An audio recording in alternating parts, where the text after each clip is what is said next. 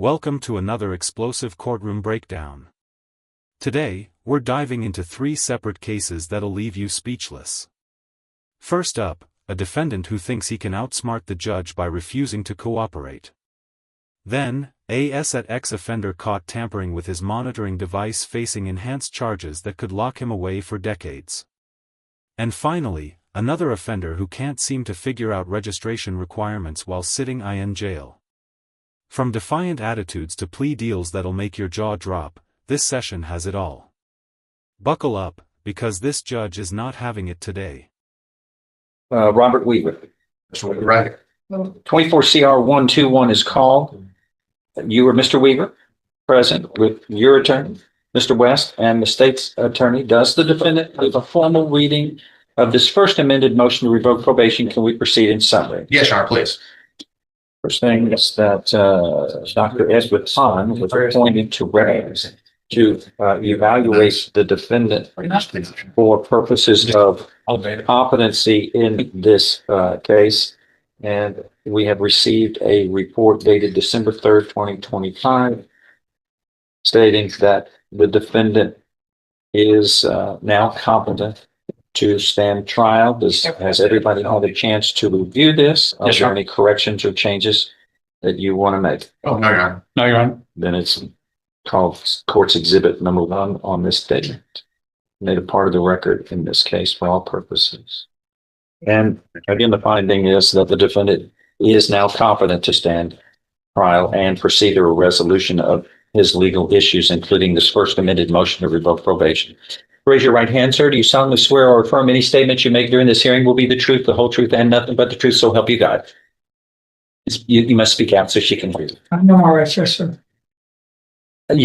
That's not the answer to my question. You must speak out so she can hear you. I know my rights. Yes, I Thank do you. agree to tell the truth, the whole truth, and nothing but the truth, so help me God, Your Honor. All right, thank you. Don't be rude, sir. All right. Does the defendant waive a formal reading of this? Can we proceed in summary? Yes, Your Honor, please. In summary, this motion alleges that on May 6, 2024, in this court, you were sentenced to 10 years in prison, probated for 10 years for the second-degree felony of arson. Is that true? I'm asking you. Did you get Is that true? Please repeat the question, Your Honor. I have the right to remain silent. All right, we're setting this for a hearing. All right, that's enough. We'll set it. I want it this afternoon. Y'all ready to? Is that possible? I can be. I don't know about it's all administrative, right? This is true. We're picking a jury. But we generally can finish pretty quickly. But All right. as soon as possible. Yes, sir. Yay. We want to. You can leave now, sir. You're being rude. Well, I got it. All right. I'm here all day for you, so it's All on right. me. We're going to slip it in this week sometime. Yes, sir. Okay. Do you want to say something after a jury today? Hold on, did you catch what just happened? Robert Weaver just tried to pull the "I know my rights" card in the worst possible way. Here's the thing, knowing your rights doesn't mean you can be disrespectful to the court. The judge was simply asking him to speak up for the court reporter, and Weaver's attitude completely derailed his own probation revocation hearing. This guy was originally sentenced to 10 years probated for arson, meaning he got a second chance to stay out of prison. But now?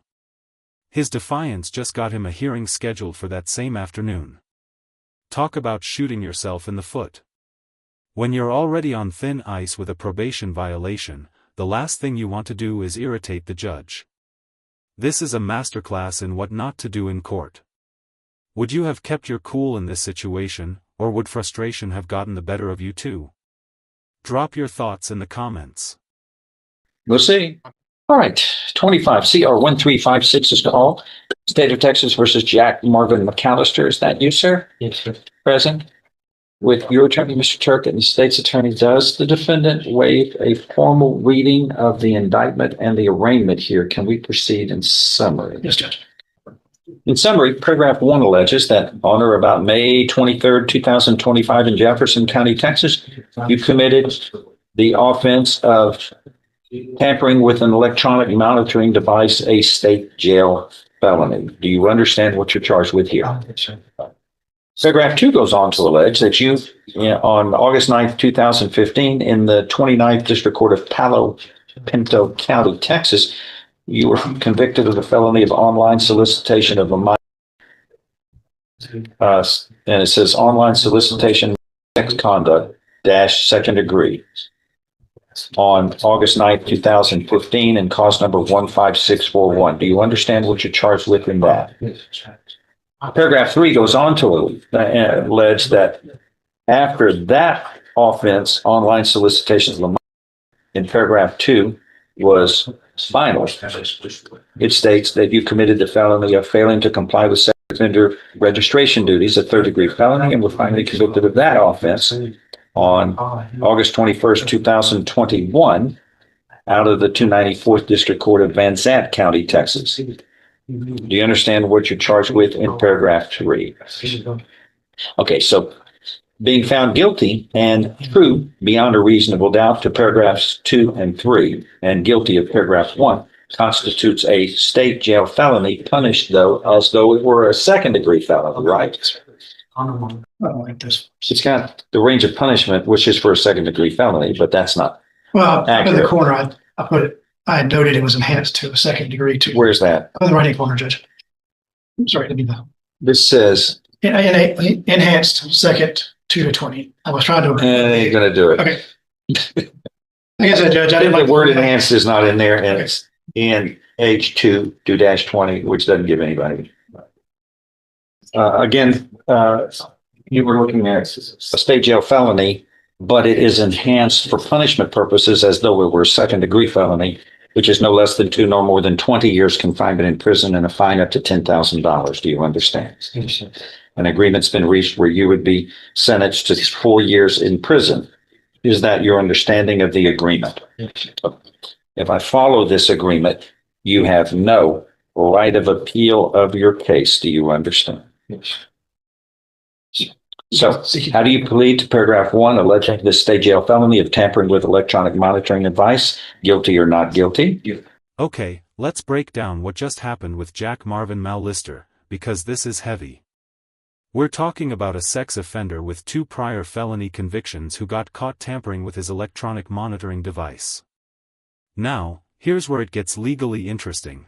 Tampering with a monitoring device is normally just a state jail felony, the lowest level of felony in Texas. But, because Mallister has those 2 prior felony convictions from 2015 and 2021, this charge gets enhanced to a second-degree felony. That means instead of facing a maximum of 2 years, he's now looking at 2 to 20 years in prison. The plea deal he accepted? 4 years. Some might say that's a gift considering he could have gotten 20. But here's the kicker, by accepting this plea, he's giving up his right to appeal entirely.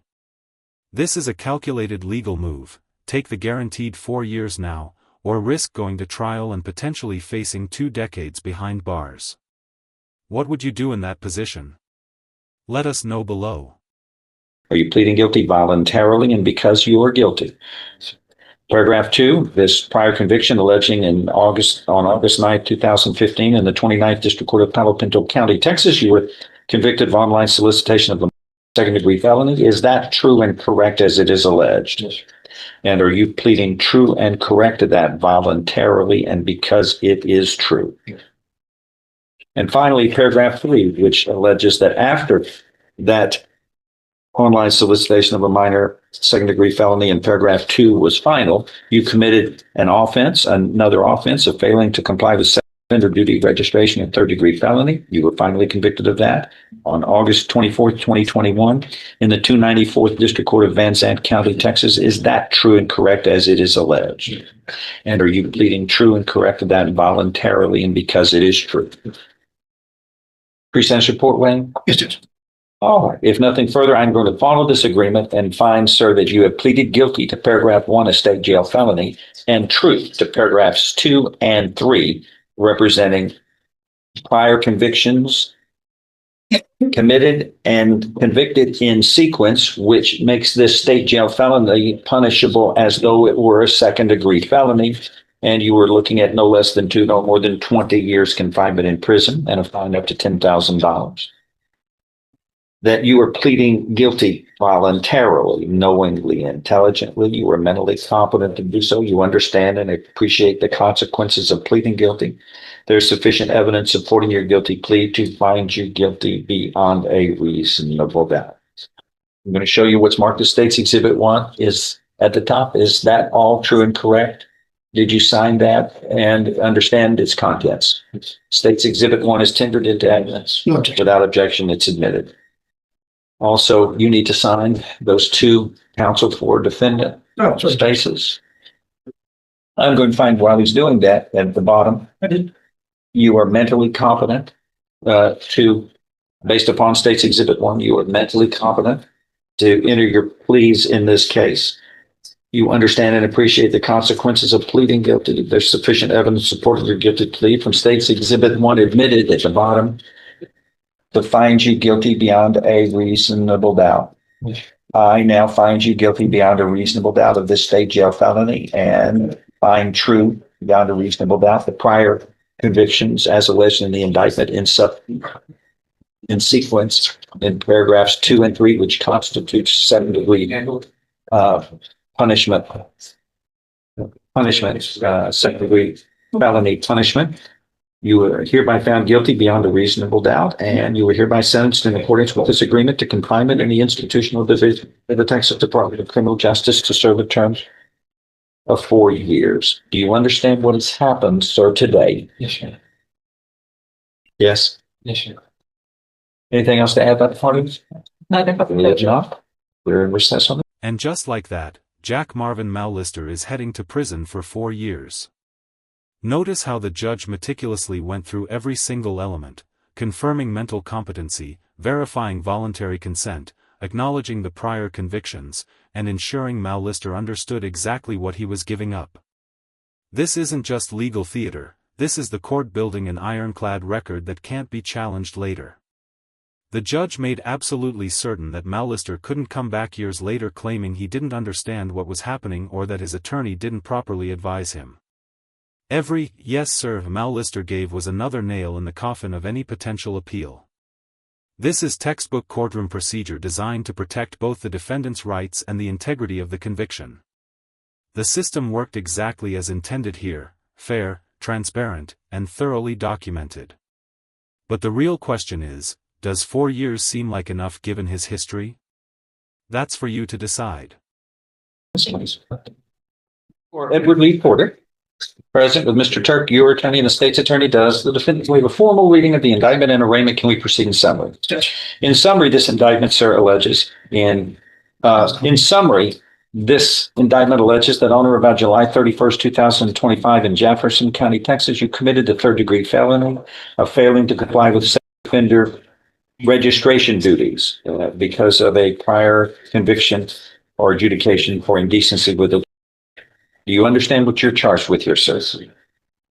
A 3rd-degree felony means if convicted, you face a term of not more than 10 years or less than 2 years in prison. In addition, a fine may be assessed not to exceed $10,000. Do you understand? An agreement's been reached. In your case, you would be pleading guilty, sentenced to 3 years in prison. Is that your understanding of the agreement? Yes, sir. If I follow this, you have no right of appeal. Do you understand?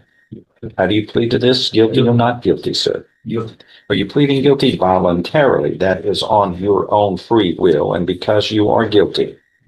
Show you what's marked as State's Exhibit 1. Did you sign that document voluntarily? Understand it? Discuss it with your attorney or the contents true and correct? State's Exhibit 1 tendered into evidence without objection admitted. Among other things, the state you are mentally competent to enter your guilty plea. It's freely and voluntarily made. You know what you've been charged with. The indictment's been read to you. You've read it. You were guilty of the crime and any lesser included offenses. You were giving up your rights to a jury trial and the rights of the appearance, confrontation, cross-examination of witnesses. Totally satisfied with the representation provided by your lawyer. All true, so help you God. State's Exhibit 1, part of the record for all purposes. Pre-sentence report is waived. Yes, Judge. Are you properly registered now? No, not right now. Well, every day is a crime.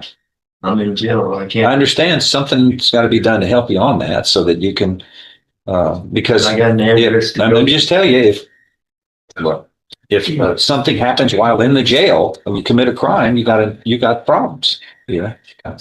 You got to figure out, that's got to be figured out. It's got to reports. Yeah, I think what you get to the jail, I think the jail can help him put it on his street.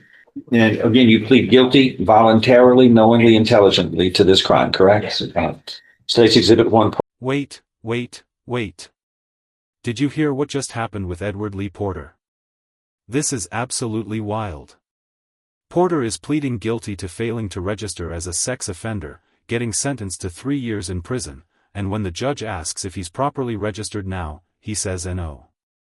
He's literally sitting in jail, unable to register, and still committing the crime he's being sentenced for.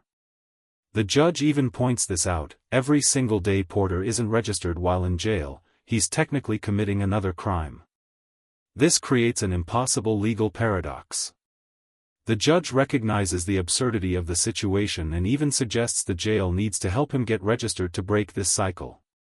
But here's the really concerning part: the judge warns Porter that if he commits any other crime while in jail, and technically he is by not being registered, he's going to have even bigger problems. This is what happens when bureaucratic registration requirements collide with incarceration. The system is literally set up in a way that makes compliance impossible while behind bars. How is someone supposed to follow the law when the law itself creates an impossible situation? Part of the record without objection. If nothing further, I'm going to find you are mentally competent to enter your guilty plea. It is freely and voluntarily made. You know what you've been charged with? The indictment's been read here. You've read it. You were guilty of the crime charged in any lesser included offenses. You are giving up your rights to a jury trial and the rights to the appearance, confrontation, cross-examination of witnesses. Totally satisfied with the representation provided by your lawyer. All true, so help you God. State's Exhibit 1, part of the record for all purposes. Free sentence report is your language. Yes, Judge. I will find following: you are mentally competent, sir, to enter this guilty plea. It is freely and voluntarily made. You understand and appreciate the consequences of pleading guilty. There's sufficient evidence supporting your guilty plea from State's Exhibit 1 admitted here to find you guilty beyond a reasonable doubt. I find you guilty beyond a reasonable doubt of this third-degree felony of failing to comply with the registration duties. And I'm following this agreement. You are hereby sentenced to confinement in the institutional division of the Texas Department of Criminal Justice to serve a term of 3 years. You are convicted under Chapter 62 of the Texas Code of Criminal Procedure. You must meet all registration requirements for that chapter. It deals with sex offender registration requirements. Failing to properly register is a separate criminal offense. Do you understand? Yes. And by affixing your signature to these documents, you and your attorney are acknowledging that your attorney has advised you regarding any of the applicable registration requirements under Chapter 62 of the Texas Code of Criminal Procedure. Do you understand your obligations and the consequences following of failing to follow these obligations under that offense? All right. Anything else? That is all. Thank you.